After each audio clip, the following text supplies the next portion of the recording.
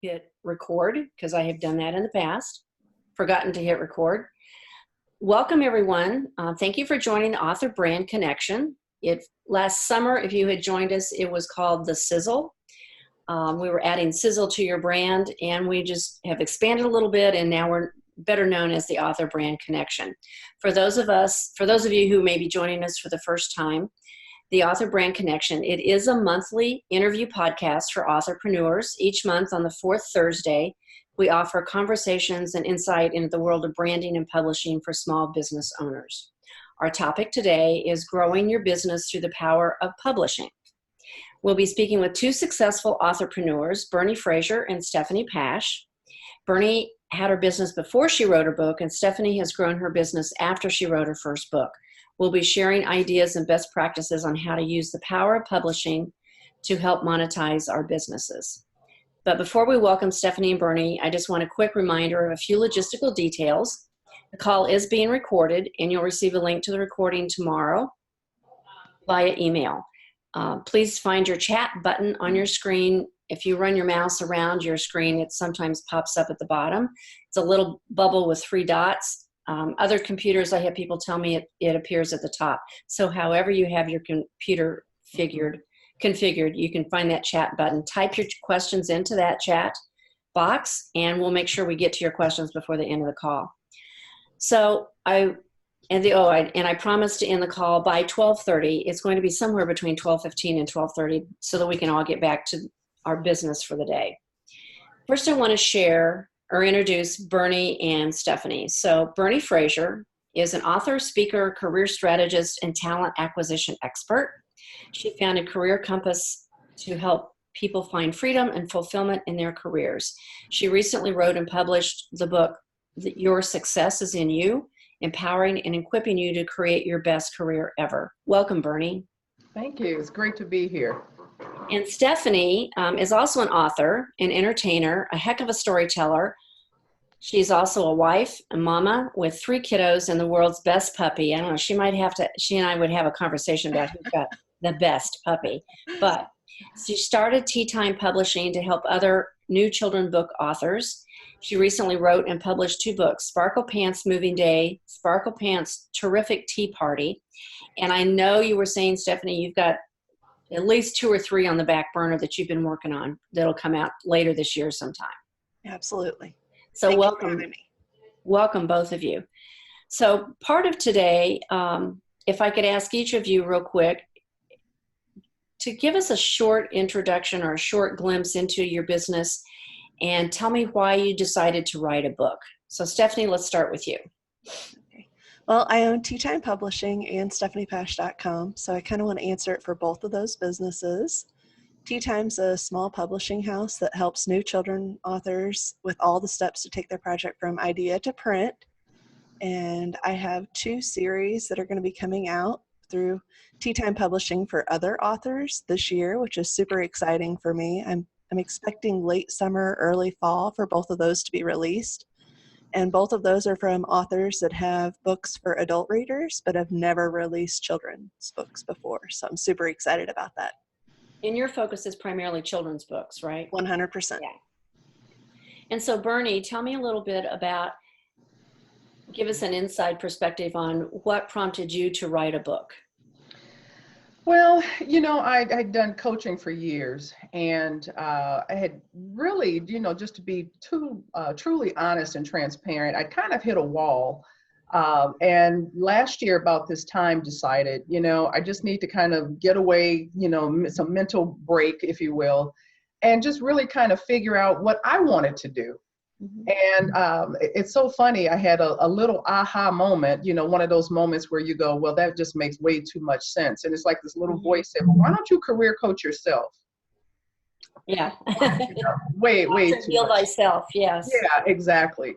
But when I did that, the one thing that kept showing up when I walked myself through some of the paces was speaking, coaching, speaking, talking, presenting, training, speaking, which really wasn't a surprise because that has always been my first love. But I think I felt like I needed to push the coaching ahead of a lot of the speaking. So when I kind of accepted that reality, I went, okay, well, what's a great way to start to hopefully open the door more to speaking opportunities? And I thought, everyone always says, write a book. And I had started, I'm ashamed to say, probably 6 or 7 books over the years, but none of them just really felt like the right one. So I started, kind of put it aside. And when I really started to think about what I wanted to write about, this topic came up, Your Successes in You, which was actually birthed out of a talk that I do that has received rave reviews. And I thought, well, maybe there's something here just with this particular subject. And even before you and I talked, which I knew I was going to work with you, I started putting together a bit of an outline just in my head of, could I actually turn this into a book that I felt would add some value to people? And then the rest is history. Yeah, that's exciting. I love hearing how the process works for each individual person. So Stephanie, your genre is children's books. And do you remember the first time where you started thinking about Sparkle Pants? And can you tell us who Sparkle Pants is? Sure. So I've written books all my life. I started writing whenever I was 5. My mom recently gave me about 15 boxes full of stories that I'd written through the years. Wow. She had kept. And I went through them with my kids, and we picked out which characters that we thought were worthwhile of developing further. Mm-hmm. And my Caitlin, she's my inspiration. That's my littlest kid. She says, Mom, she says, I think that you need to name the puppy Sparkle Pants. And I was like, oh man, that's so catching. We've got to do it. So then we started writing a series. Before we knew it, we had 30 stories written. Wow. So one little spark. What ages are your children that are helping you with this? The one who is super creative like me, she's 10 now, but we started writing the books whenever she was almost 8. Mm-hmm. So are they still active in that process? So like when it comes time after you've, say, finished these first 2, you go back to your committee, your team, and say, which one do we do? And she is like the hardest judge that you would ever see because she reads so many books like me. I think we have a little over 6,000 children's books in my personal collection at my house. Wow. So when we find an author that we like, we buy the whole series, and we want our readers to be like that too. So we know how important it is to get the characters to a level where kids will want to read all 30 Sparkle Pants books or however many we create. That's awesome. Yeah. So Bernie, tell us a little bit about your target audience. Who are the type of people, as you started to write your book, who did you imagine? How can you define the person that you wanted to buy that book? Well, I think it's the same target as I had when I would do a lot of my coaching, and I still do coaching, of course. And it's really kind of that mid-career professional who, as I always say, is bored, burned out, or frustrated in their career. They've had some successes, but they've reached a point where they're now feeling stuck for whatever reason, whether it's something that was self-imposed or, with all of the maze of working for other people and other companies nowadays, and they're just not feeling fulfilled in their career. And they're, either they know what they want, but they don't know how to get it, or they go, I don't know where to go from here. Mm-hmm. And so, so many people that I've run into just over the years, and even the years of doing corporate recruiting, people would feel stuck, but really wouldn't do anything about it. And I go, how can you stay in this state for 5, 8, 10 years?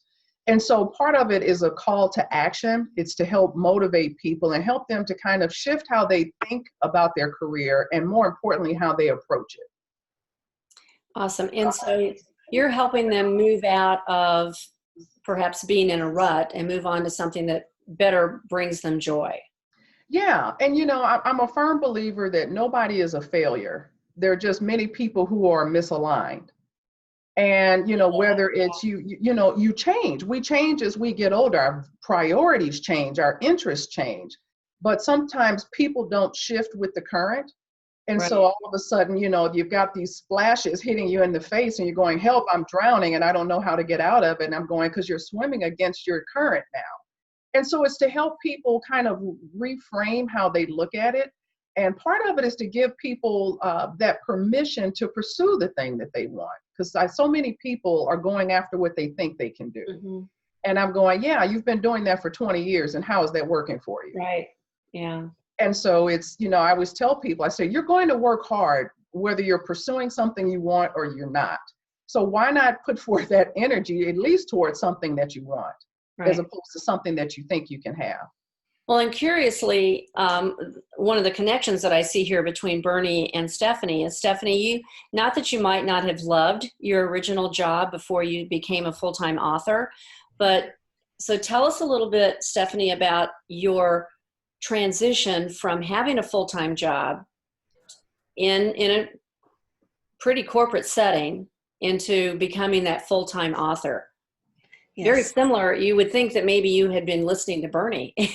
That's what I was sitting here thinking. I was like, I wish I'd already read her book, because I totally needed it, especially about 2 years ago, whenever I turned 38 and I decided, let's just go ahead and have the midlife crisis and do the passion, the one thing that I should have been doing my entire life, but always put on the back burner. I did a very serious corporate job for about 15 years, all the time doing all the author stuff on the side. And when I finally decided to put it as my priority, that's when everything seemed to realign. And I felt like maybe I was on the right bus finally. You know what I mean? Right. And so once you made that leap, did the rest of the story, no pun intended, just kind of fall into place and things started opening up? Tell us a little bit about that. Yeah, that actually gives me goosebumps whenever I talk about it. So in my last job, I did a lot of networking where I would go out and meet people, and I was always connecting them and helping them get with the people that they needed to know, never really considering that I already knew the team of people that I needed to know for me professionally to grow stephaniepaasch.com instead of just the corporate job that I was at. So once I finally started to shift my focus, everything just seemed to fall into place. I mean, I met you because of a friend named Brenda who said, you need to know Cathy if you're going to do a book. She'll help you get it, the way it needs to be. Awesome. So, yeah, it was wonderful. Well, and so it kind of leads me into, now that how do you spend your time? How did you make that transition from, corporate attire and a corporate day and setting appointments and networking, and then now all at once you set your own schedule, you set your own attire. How has your mind shifted and your world shifted, and perhaps your daily schedule shifted to accommodate this new lifestyle that you have? I felt like it was just completely freeing, and everything that I should have been doing from the get-go was finally happening. I look at those business suits in my closet and just shake my head. I don't know why I spent 15 years of service doing that, because clearly I should have been doing this all along. And what is the Dress for Success? I'm sure they would welcome any donations you would like to make. Absolutely. On my list. Yeah. So Bernie, back to shifts and changes. Since writing your book, well, I guess a couple questions I have here are, one is, as you were going through the process of writing your book, and then getting the input from an editor, tell me a little bit about that process and how you kept your target audience in mind, and what it was like to go through that process. Well, I wondered sometimes if mine was an anomaly, because I think, I wrote my book in record speed. I had to go back and I looked at the calendar from, I think, the conversation, or maybe it was an email exchange that we had before I literally started writing. And from the day I started until the day that the editing was done and I submitted the completed manual or manuscript to you, I think it was under 2 months. Wow. And I tell people that and they go, oh, what? And I go, well, but you have to understand, so much of this I didn't have to think of. It was stuff that I've been working with clients on all along. So it was just taking some of that framework and now just writing it in a chapter. And as you know, it's not a super thick book, but it was things that I've been talking about for years. And so it was just getting it out of my head and just dumping it on the pages. And so, again, I suspect that is probably an unusual approach to it. But some things I literally would say verbatim just from the talk that I did. Right. Of the same, I'm like, yep, this is what I say. I'm like, and I need to just share this same thing, with the reader. And so I think it just kind of unfolded, in that way. And even just putting the outline together, I tried to think of it in a way kind of chronologically in terms of, well, you'd probably encounter this. Then once you get past this would probably happen next, just following that flow. Well, and you may be the shortest writing period. I'm kind of thinking back, We've had Yes. a few. I'll give you that moniker. You can use that. And but what I do see happen quite often is either people will use a talk that they have been giving as an outline basis for the book, or they sometimes will use their blog, kind of this, 6 of one, half dozen of the other. And just as you mentioned earlier, it was a talk where you had received positive input. Yeah. And kind of the buzz energy kind of started running around that particular topic that you had been sharing, and kind of morphed itself into becoming that book. Now that you have had the book and it's been out since October?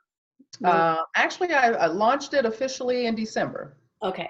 So what are some of the things that you have done over the last, we're already at 4 or 5 months since that's been out, that in terms of marketing yourself and marketing the book, have you seen some of the things that you've seen and tried, what worked, what didn't work? Take us down that path.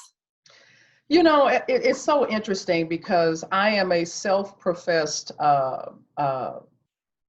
person who sucks at marketing herself.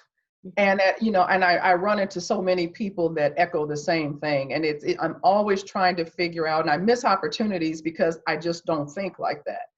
But one of the things that I have to admit that I think the book did was, for me internally, I think it gave me permission to pursue some opportunities that I probably would not have pursued it without it. So a little dose of confidence in there. Yeah. And it's like it added a little more credibility, a little bit more of that street cred. I go, well, I'm an author, and I'm not just a speaker or coach. Yeah. I'm also an author. And did I tell you I'm an author too? Right. And it was more of an internal jump. Mm-hmm. But again, I think that helped me to not only pursue some opportunities, I suspect it probably helped a little even in some of that decision making for the things that I pursued. For instance, starting next week, I've got 4 conferences over the next 5 weeks that I'm speaking at. One is a national conference.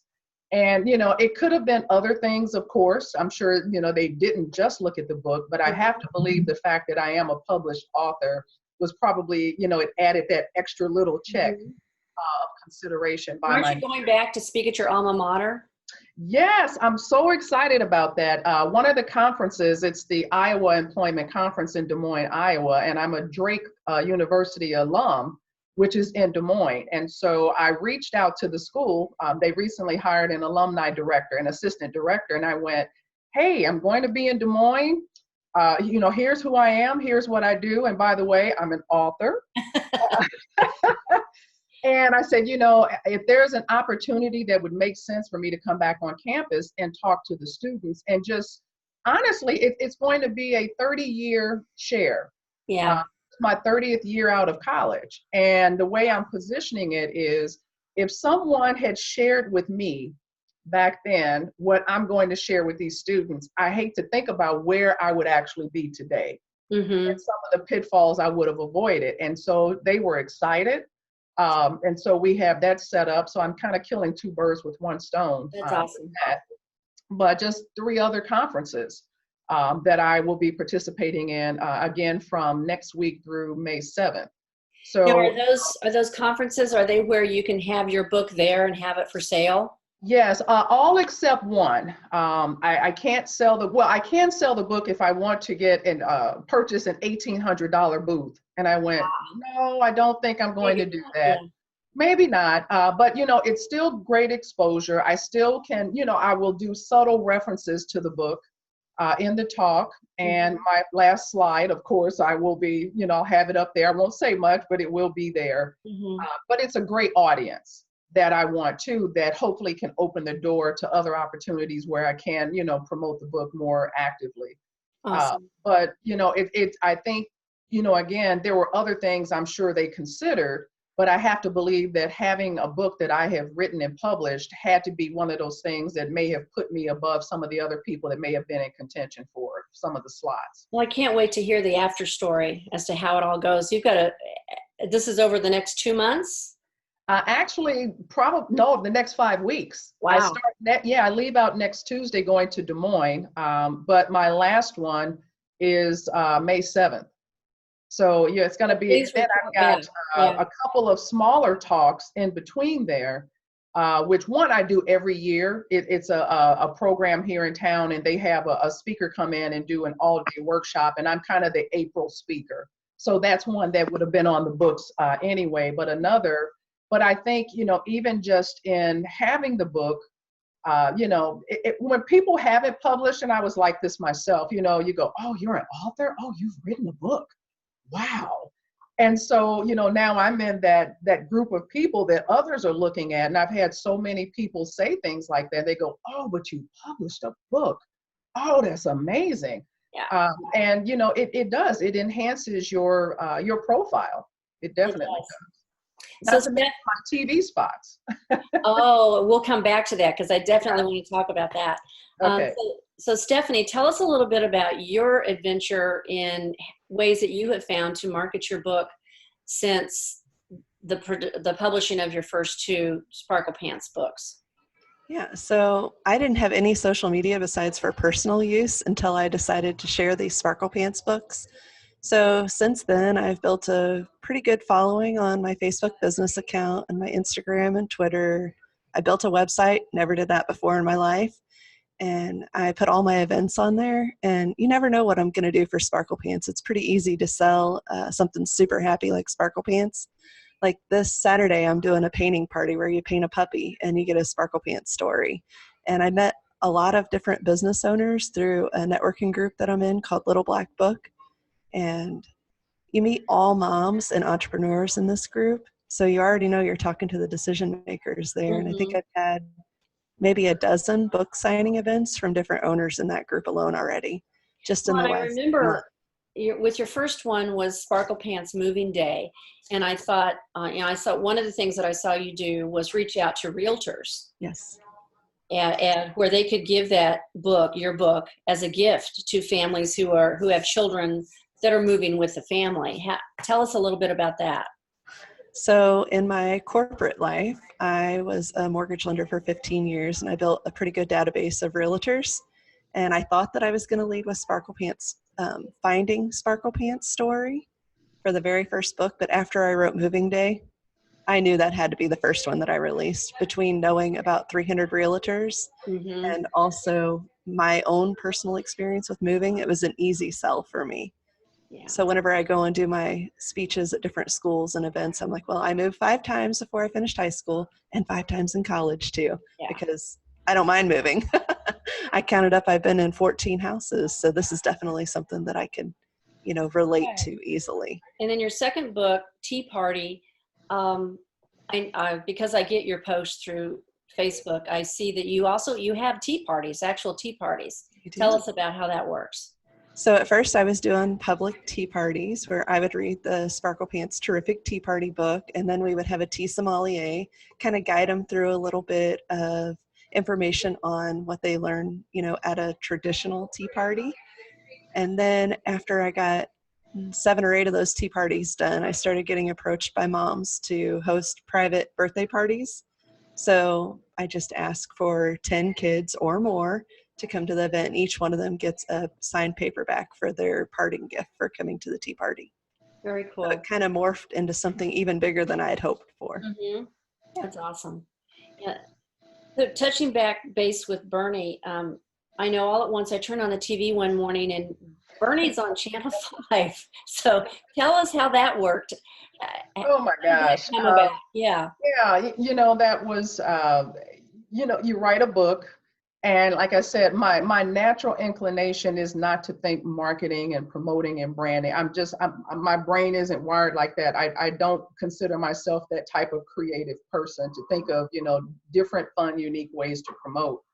But the one thing I did know was, okay, I've got to get the word out. And so I thought, radio and TV, and I thought, oh, TV would be great if I could get an on-air interview. And so I actually bartered services about 4 years ago with a lady I met when I was speaking on a panel, and her background was public relations, but she was looking to do some career shifting. And so I said, I'm thinking about writing a book. And she was like, oh, I can help you out. And, I can, get your word and your name out there. So we bartered, and she held up her end, but I didn't write the book at the time. Yeah. So we stayed in touch. But this time around, when I knew that I was really going to, go through the entire process and complete it, I reached back out to her. And I said, I'd love to get your help to get the word out. Well, she had a contact, one of the reporters at Channel 5. She said, well, let me reach out to him. She said, let me get a couple copies of your book. I'm like, you can have a case of them if you need it. But she did, and he liked the idea. He said, I'm a reporter, I'm not a producer, but I will bring it up in one of our meetings.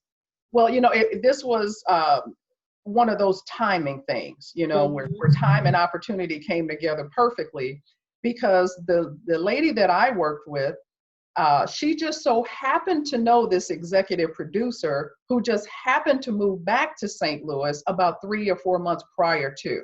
Mm-hmm. And so, so when they connected, obviously they knew each other's names. And she literally, the lady that I worked with, Kimberly Gronick, so I want to get her name out there, consulting, because she was great. But she forwarded the email from the executive producer, and the gist of it was, oh, your timing is great, because we've been talking about launching a new segment called Career Coach, but we didn't have a coach. Wow. And she was like, well, you do now. Yeah. So literally, she put us in contact with the reporter who was going to handle this segment. The three of us met, it just kind of clicked, and, we set up a day, and it's been off to the races. And literally, I have on more makeup this morning than I normally wear, because I went down to the station to tape 3 more segments. And it comes on every Monday morning. It's just a couple of minutes. I'm like, but my gosh, it's free, good exposure. So it's Monday mornings on Channel 5 at what time? Well, they have multiple segments before the Today Show comes on, but I think most of the time the main segment is between 6:30 and 7, although sometimes it's between 6 and 6:32. And I think a lot of times it depends on what other news stories are taking place. So it's hard to really kind of pinpoint it, but it's usually between, I'll say that 6 and 7 o'clock hour. And it's funny because I'm not even up to see it. Right. I just tape it and I watch it later. That's awesome. Now, do they give you any kind of video that you can put on your YouTube channel? Well, that's the thing that I've had some challenge in actually getting that video, because I want that. I can get the clips that I can put the link, but to actually get that video, I have not been able to secure. So I'm still working with them on that to get those videos, because I would love to put those on my my YouTube channel. Yeah, awesome. So one of the next questions that I have for both of you, and it kind of is a marketing question to keep in line with what we've been talking about. I know both of you have websites, and Stephanie, I'm going to pull you in on this. How have you used your website, or have you used your website to sell your book? I get that a lot. That's one of the questions I get a lot from authors. So Stephanie, I'll defer to you first on this one. Okay, right now my website just has a link for them to order it through Amazon. However, I met with a webmaster designer lady this morning, and we're going to be adding a shopping cart where I will be shipping books direct from my own inventory instead of going through Amazon, just for the percentage difference that you can make when you ship your own. Right, yeah, you'll make much more money on that. Bernie, how do you handle that? Yeah, when we were going through the process of publishing, I reached out. There have been 2 web developers that I've worked with over the years, and I reached out to one to create a landing page. And so I wrote all of the marketing and had a video shot for it. And so there's actually a tab on my website called Buy the Book. So they can actually purchase it directly from my website. And then I was hoping and praying, and it worked out. I purchased the URL that coincided with my book, which is yoursuccessesinYou.com. So I can tell people, if you don't remember my company name, just remember the title of the book. And if you do yoursuccessesinYou.com, it takes them back to the same page on my website. Awesome. And then I tell people, as an incentive to buy it directly from me, because like you said, the percentages of the money that you make, when I get orders through my website, I autograph the book, and I have a little bookmark that I stick in there as well. It's like a nice little freebie that they can get also. But again, just by going through my website. Well, and for some of the people that may be on the call or listening to the call, one of the things that we always recommend that you both have done is add your bio and your contact information at the back of that book. Mm-hmm. It's valuable. It creates long-term relationships. It lets people know how to find you. Right. So I'll kind of kick this back to Stephanie. What are some additional ways that you have found to market yourself and your book that you have found success with? A lot of book signing events, and don't be afraid to try a whole bunch of different ideas. Like I said, you could be painting a puppy, you could be having a tea party, you could be going to a school and talking to 800 kids at once. I've done all of those in the same week. And So I'm not, what advice do you have for someone who wants to work with a school? Where do they start? so start with the school district website and find out who the decision makers are. If you know the superintendent, start there. If not, start with the librarian and then work on the principal after that. Yeah. And always take one of your books there for them to read, because once they see a book and can actually connect with the story, it just went really well for me, because in my books it also tells kids a little bit about our career, and each school district has career expectations that they have to have by state law now in all Mm-hmm. of the school districts. So it just kind of fit in my timing, like she said, whenever it all lined up in a row. That's how it worked for me too, because the first superintendent I met with, he said, "Oh, well, funny you should say that you're teaching kids about what a realtor is. We just added career expectations to our curriculum, and we don't have books about realtors yet." And you're working with elementary age, right? Yes. Yeah. Yeah. No, that's awesome. So are there anything that you have tried? Is there anything that you have tried that just surprised you at how successful it was in terms of marketing your book? Definitely the tea parties was a surprise. I knew that there were some tea nerds like me out there. I mean, like, I'm pretty hardcore on tea. I mean, my publishing company is Tea Time Publishing. I mean, if that doesn't tell you how much I love tea. So I thought, well, I'll have a few sparkle tea parties. That sounds super girly, and it'll probably get the right, target audience to my books, right? Mm-hmm. And I didn't really expect it to be private parties after that, but that was a nice blessing anyway. Awesome. So Bernie, how about you? I know you do your speaking events. Has anything changed now that you have the book in perhaps your repertoire or your offerings that you'd like to share in terms of marketing your book? Well, the first thing that I did, and it was actually an idea that I got from you, was Well, I hope it was a good one. yeah, no, actually, it was. But with my community, some people call it tribe, but I'm not fond of using that word, so I call it my community. I started doing a weekly book report as I was writing the book. Mm-hmm. And, when we were looking at the different book covers, there were 4 different options. And so I created this image of all 4 of the covers, and I went, okay, I want you guys to vote on it. Which one do you want? Mm-hmm. I knew which one I like. So of course I'm sitting up here going, oh, please God, let them pick the Yeah. one that I want. But they did. The majority of the people, we all kind of leaned in the same way. So, and I had a little bit of an incentive, for them, for anyone who weighed in on their feedback. And I got, I think it was about 30 responses. Mm-hmm. So I was, That's pleased amazing. by Yeah. that. And I, was talking about the book signing. And so if I was driving you crazy with all of it, it was like, I've got this book signing. I have to have books.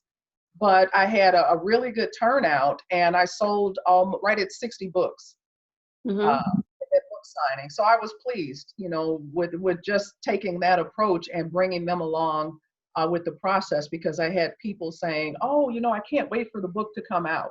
Oh, I'm so proud of you. I'm so excited for you. I can't wait to get my copy. It really does engage Yeah. them in the process. And I try and have that, I hope I have it with that same conversation with every client, where it's basically what we're referring to is through your social media and through your e-news, even before the book has finished, start talking about the book and saying, okay, this week I talked with the editor, and this week we're working on covers, and now I've seen the layout, and here's the final cover, and just a play-by-play, and it really gets people to buy into that, to where they want that book. Yeah, and it really did work. And I share, and I tend to just do this anyway, because I've learned this is more effective for me, even when I do talks. I share the good and the bad. Mm-hmm. I had some weeks where I'm like, you know what? I just really didn't get much done on it this week. I'm sorry I don't have more to report. I'm sure I'll get more done in this week Right. coming up. But this was just the week from hell, and I shared it, or I go, all I did was this, and I probably should have done more, but it was just one of those weeks, or, and like you said, I think it really, I had two people actually come by and they said, I appreciated you sharing the highs and the lows, because they've been thinking about writing a book.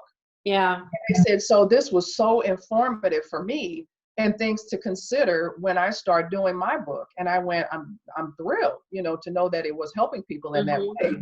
But yeah, I did. I shared, all of it. It's like, I'm really struggling. I've got to get this part done. I don't even know what to say here. And so I've spent the last 2 days, whatever it is. And I shared all of it, the good and the bad. No, that's awesome. So Stephanie, I see you shaking your head over there. Tell us about your experience with that. Yeah, I love the transparency that she just described, because I think that's how people really relate to you and get to know you a little bit better. So on my website, I have a contest to name a future puppy for a character, because I'm naming 7 puppies in the book I'm writing right now. And I found that I got 92 names the first day that I posted it on my website. So evidently people like Sparkle Pants are following along, because I wasn't expecting 92, in the first 6 hours that I had it on my website. So now I have a few thousand names to go through. Oh my gosh. And try to pick 7 puppy names. What's Now, is a lot of them are repeats. I didn't expect that. So that was that would pretty be a good way to filter out what the most popular ones were. So the social media that you're referring to do you use mostly Facebook for your connection? Facebook. Yeah, I use Facebook for events and to post videos and, more of a timeline of what I do each day. But my website is where everything is compiled, because I want everybody to look at it as a whole brand. Mm-hmm. So I have everybody redirected to stephaniepaasch.com for everything. And so Bernie, I know you're pretty active on LinkedIn. How has social media played a role in helping you promote your book? Well, I think one of the things that it's done was it caused me to force myself to do more social media. Mm-hmm. And even within my business before the book, I would put things out, I do a little bit here, a little bit there, but I just have never been one to really want to put myself out there. And I think this has kind of forced me to do it more. And not just around the book, but just around Bernie Frazier and the work that I do in general. And, there's still some ways and things that I'm working on now. And I'm inside, I'm cringing, because I'm going, oh God, I don't want to do this. But I know the power of doing social media. Mm-hmm. And so I think a lot of it spawned from the book, in that it's forced, and it is forcing me to come out of my comfort zone to do it more. So, Stephanie mentioned a lot of driving people to her website. That's one of the things that I'm hoping to do this year, is to actually redo my website, because my website currently, I think it speaks more to the coaching, but I wanted to really speak more to the speaking and the book and products and events and so forth, and to have a better design that really captures the activity that I plan on doing here in the near future. So I'm probably not as aggressive in driving people to my website in that way. I do list events, places where I'm speaking or whatever, and of course you can get there. But my Facebook fan page, I've done promoting. Certainly within LinkedIn, that's where my largest following is right now. And so, I will put things out, particularly around talks. I've even kind of crafted a message around the activities for next week, and especially the one for my university talk. And just it's forcing me to think more and get more in that mindset. Because again, when you're not that creative type, and you're not the type that's comfortable putting yourself and everything you're doing out there, right? It's like learning to dance. It's not natural. You're constantly going and a 1 and 2 and turn and step and bend and so I still feel like that a little bit, but I'm becoming more comfortable with it. And I think the book has been a catalyst for pulling me out of my comfort zone more. Now, I learned a new word recently, and I have to be able to say it. So we have introverts, which are typically the authors. That's their comfort zone, to be more introverted and put it in writing and talk in small groups. And then you have the extroverts at the opposite end. And in the middle is the ambivert. I hope I said that right. which you're kind of a, it's an introvert that's had to learn to become a little more like an extrovert. And I'm not sure who coined the phrase, but I heard that at an NSA event recently, that a lot of introverts are having to become ambiverts in order to, grow our businesses. Well, and it's funny when if people that know me are surprised when they hear me say things like that, because they go, "You?" And I go, "Yeah." I said, I have a lot of extrovert moments. I said, but my natural rhythm, I am very comfortable being at home with a bucket of popcorn. Yeah. And if I give off so much, so to refuel, I have to be alone to do that. People, it's hard for me to do it when other people are around. And so for someone who is very much keep it to myself, like the book, I was halfway done writing the book when I got that idea from you, and I went, oh, wow, that makes too much sense. And then I went, oh my God, I got to do this every week. But But I'm glad I did, because it was effective, but it forced me to do more of what I need to be doing anyway. And so it was still very positive, even though, again, I had days where I'm squirming and trying to inside fight myself against doing it. Figure out what to say. Yeah. Yeah. And that's still my struggle. I'm like, okay, there's nothing I need to be sharing right now. Right. Even when I'm thinking you've got to do something. So Stephanie, how did that work for you? Becoming more visible in your community? I think I was already pretty much a billboard. Oh, Open on opposite end of the spectrum on that. Yeah. But I wanted to ask her, have you ever read a book called, can you see this? Burn After Writing? No. Totally need to get this, because this will make you connect with your audience a little bit better. Because I do this on my YouTube channel, and every time I release a video, I pick a page and then I share something on it. So if you go on my YouTube channel, which is just my website name, so youtube.com and then stephaniePaasch.com. Okay. You can totally read all about me. Some stuff you might not want to know, but some stuff's going to make you laugh pretty good, because I don't delete any of the videos that I mess up on. So you get me flaws and all on there. Flaws. Wow. No, I appreciate that. I'll have to totally check that out. Because I'm always so envious of people who this comes more naturally to them, because I see the effectiveness and the results that they get, and I go, oh, why can't I just be more like that naturally? But it is not a natural dance for me, and I have to pull myself along. But again, having the book, that was kind of really a Kickstarter for me to go, you're going to have to do it now. No more excuses. Right. Well, and I do want to remind everybody that's on the call, if you have a question for Bernie or Stephanie, please type it in your chat box. And if on my computer anyway, when I run my mouse over the bottom part of the computer, a little thought bubble pops up with 3 little dots. Look for that and click on that, and you can type your question in. So we're getting kind of close to the end of our talk today, but I want to ask you both. And Stephanie, let's start with you. What's the best advice you could give to someone thinking about writing a book? Turn off your Wi-Fi when you're writing. I wish I had done that on the first time, because I felt like I spent 2 hours answering emails that popped up, and I spent maybe an hour and a half writing when I meant to write for like 10 hours, right? Right. So I think turning off the distractions in your life and really focusing on what you want to share. And then don't be afraid to rewrite it. I rewrote Sparkle Pants Moving Day 18 times before I was happy with it. So rough drafts are a good starting point, and don't be afraid to keep redoing it. And then share it with a bunch of people who are going to be completely honest with you on whether it's good or whether it needs work. And pay an editor. Oh my gosh, pay an editor so much money to make sure that you have it to the point where it needs to be professional. Right. Awesome. Bernie, what can you add to that? Well, I would certainly echo what Stephanie is saying. I think, when I look back on it, very true about the Wi-Fi, because I would actually do that. And I'm not even sure how I figured that out to kind of tune everything out. And I would, because, the social media, those are distractions. And all you need to hear is that little ping, and you go, oh, what is this? And then you forget where you were. You had this great thought. And so I would close all of those out when I would start. And I think because I knew I had put myself under a gun from a timeline standpoint, I went, you've got to get this done. But I think probably what really helped me a lot, and you and I talked about it, and I had already been thinking about it anyway, and it was kind of, similar to with my business, was what do I want to say? and who do I want to say it to? Mm-hmm. And since I've written that book, I've had a couple of, Facebook friends or people I've known, growing up. And they're like, I'm thinking about writing a book, and, what advice could you give? And I always tell them that be clear on who it is you want to say something to, and then be clear on what it is you're trying to convey.